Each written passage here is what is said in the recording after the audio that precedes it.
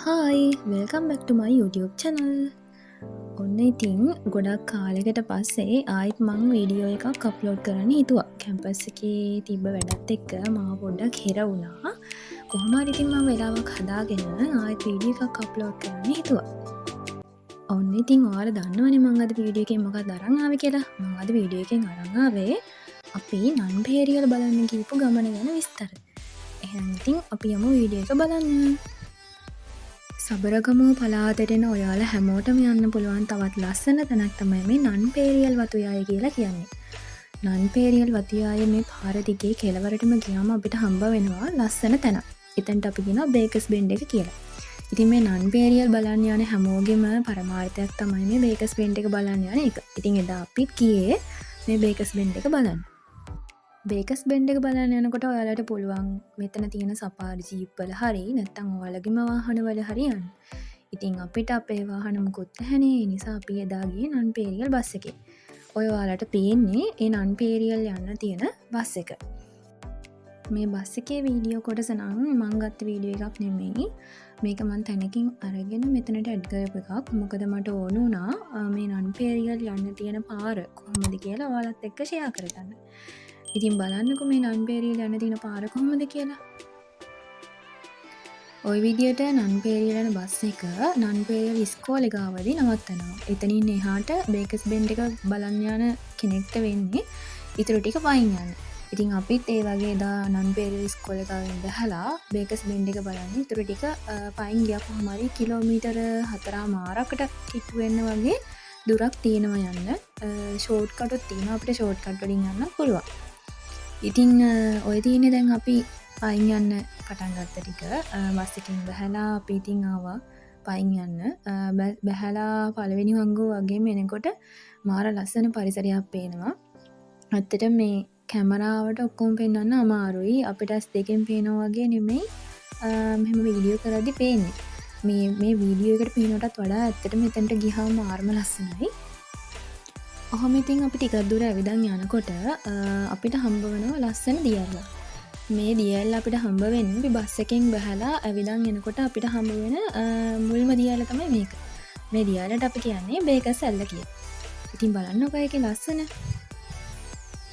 අර මං ඔයාලට කිව්වා නේද නන්පේරියල් යනකොට සපාරි ජීප් වලත් යන්න පුළුවන් කියලා. ඔය ඉතින් ඔයාලට පේන්නේ මේ විදියට යන සපාරි ජීප් එකක යන කට්ටියක්.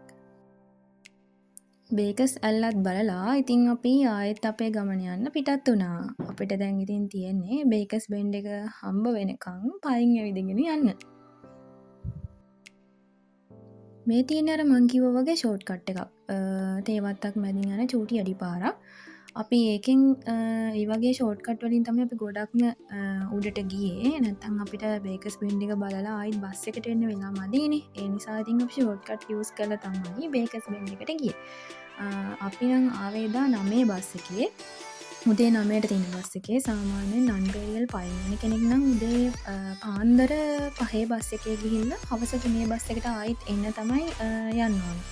එදා අපි කරේ උදේ 9 බස් එකට ගිහිල්ලා හවස 3 බස් එකට ආපු එක.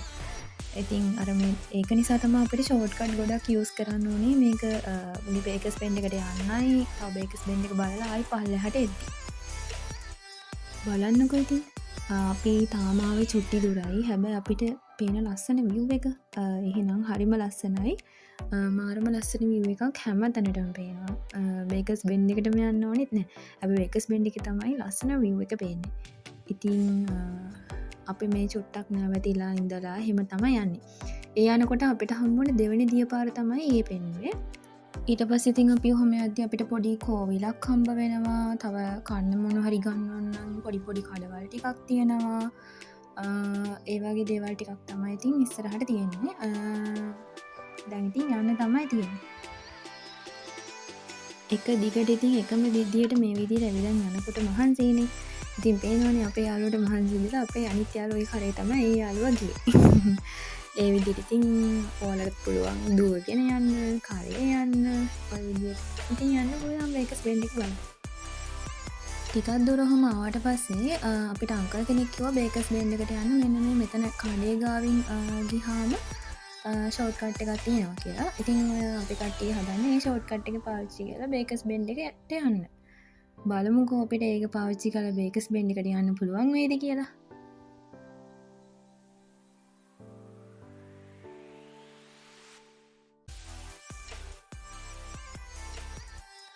බේකස් බෙන්ඩ් එක කෙසේ වෙතත් ඒ ෂෝට්කට් පාරෙන් යද්දී අපිට හොඳ පේරගෙඩි තියෙන පේර ගහක් නම් හම්බුණා. ඉතින් අපි කට්ටියත් කරපු වැඩේ ඉක්මනට එතන නැවතිලා පේරගෙඩි ටිකුත් කඩාගෙන පේරත් කන ගමන් තමයි ආයෙත් මේ ගමන යන්න පිටත් වෙන්නේ. ඒ යද්දී අපිට හම්බුණ තවත් ලස්සන දියපාරක් තමයි ඔය. ඉතින් බලන්න කොච්චර ලස්සනයිද කියලා තේවත්තක් මැදින් මේ විදියට දියපාරවල් යනකොට ඒකේ තියෙන ලස්සන. ඊට පස්සේ ඉතින් අපි ආයෙත් පයින් දිගටම ගියප එක තමයි කරේ. දැන් නම් ගොඩාක් ළඟට වගේ ඇවිල්ලා තියෙන්නේ. මෙන්න මේ දියපාර හම්බෙනකොට අපි බේකස් බෙන්ඩ් එකට ගොඩක් ළඟයි. බේකස් බෙන්ඩ් එක ඇත්තටම අපිට පේනමානි වගේ තමයි තියෙන්නේ ওই දියපාර හම්බෙද්දී. දැන් නම් අපිට හොඳ ගණන් පයින් ගිහිල්ලා මහන්සියිනේ ඉතින්. මේ යද්දී නම් අපි ගාව වතුරක් තිබ්බේ හරිම පොඩ්ඩයි. ඉතින් අපි බලමුකෝ බේකස් බෙන්ඩ් එකේ විව් එක කොහොමද කියලා.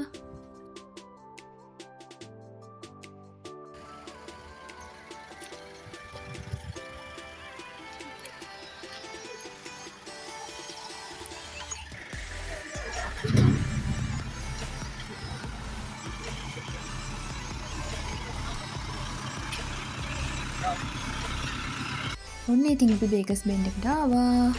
ඔය බලන්නකෝ බේකස් බෙන්ඩ් එකට පේන ලස්සන view එක. ඒක නම් මාරම ලස්සනයි. බේකස් බෙන්ඩ් එකට මාර ලස්සන view එකක් පේන්නේ.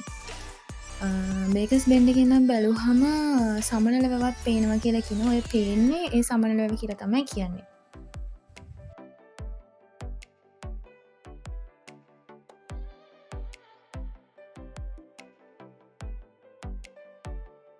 අපි කට්ටිය ඉතින් බේකස් බෙන්ඩ් එක ගාව ෆොටෝ ටිකකුත් ගහලා චුට්ටක් වෙලා ඉඳලා ආපහු ඉතින් ආවා අපේ බස් එක අල්ලගන්න. මොකද ඉතින් බස් එක 3ට යනවනේ. ඒ නිසා එන මගදී අපේ වතුරත් ඉවර වුණානේ. ඉතින් මේ වගේ පොඩි දියපාරක් හම්බෙලා අපි එතනින් වතුරත් පුරවගෙන මූණත් හොදගෙන ආපහු ඉතින් අපේ බස් එකට ආවා.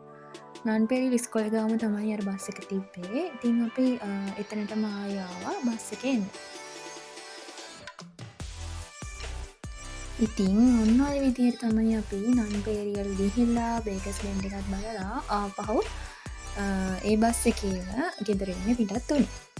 ඉතින් ඇත්තට මේක මාර ලස්සන ගමනක්. ගොඩාක් අත්දැකීම් ගත්ත, ගොඩාක් මතක ඉතිරි කරගත්ත ලස්සන ගමනක්. ඉතින් මම ඔයාලට කියන්නේ ඔයාලටත් නිවාඩු වෙලාවක මේ නන්පෙරියල් වතුයාය ලස්සන විඳ ගන්න ඇවිත් යන්න එන්න. මොකද ඒ තරමටම ලස්සන පැත්තක් තමයි නන්පෙරියල් වතුයාය කියලා කියන්නේ. ඉතින් ඔය විදිහට තමයි අපි නන්පෙරියල් ගියේ. ඉතින් වීඩියෝ එක හොඳයි නම් ඔයාලා එන්ජොයි කරා නම් වීඩියෝ එකට ලයික් එකකුත් දාන්න යන්න අමතක කරන්න එපා. අමතක නොකර channel එක subscribe කරලා කමෙන්ට් එකකුත් දාගෙන යන්න. එහෙනම් අදට ගිහින් එන්නම්. bye.